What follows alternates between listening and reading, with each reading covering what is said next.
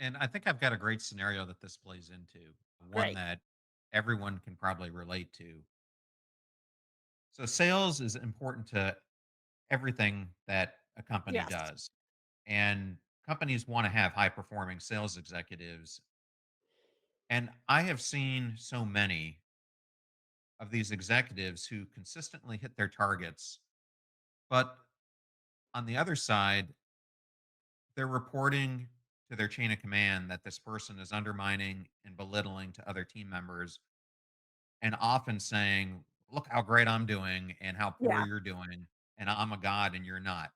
And the leader who's getting these reports is hesitant to take action because maybe this person is driving 40% of their sales performance. And on the surface, they can't afford to have that hole, as you just expressed. Yes.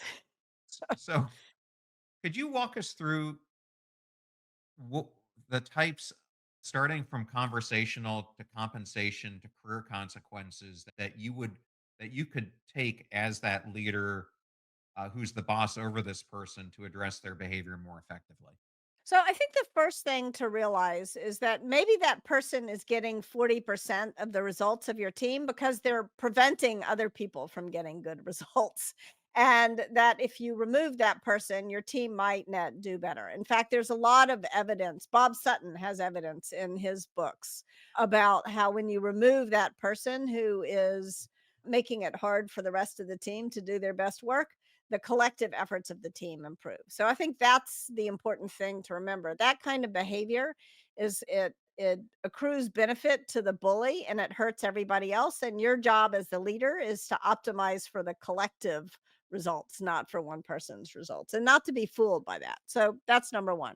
So, what are the kinds of conversational consequences? Let's say in a meeting, this salesperson says something humiliating or arrogant to others on the team. I think that is where you say, "You can't talk." Use that "you" statement. You cannot talk like that in these meetings. You can't talk to your colleagues that way on this team. Just saying it like that, and you have the authority as the leader to talk that way. It's much harder for the person who's being bullied to say, "You can't talk to me like that." Much easier for you as the leader to say, "You can't talk that way on this team." And that will shut the person down and create a small conversational consequence for the person.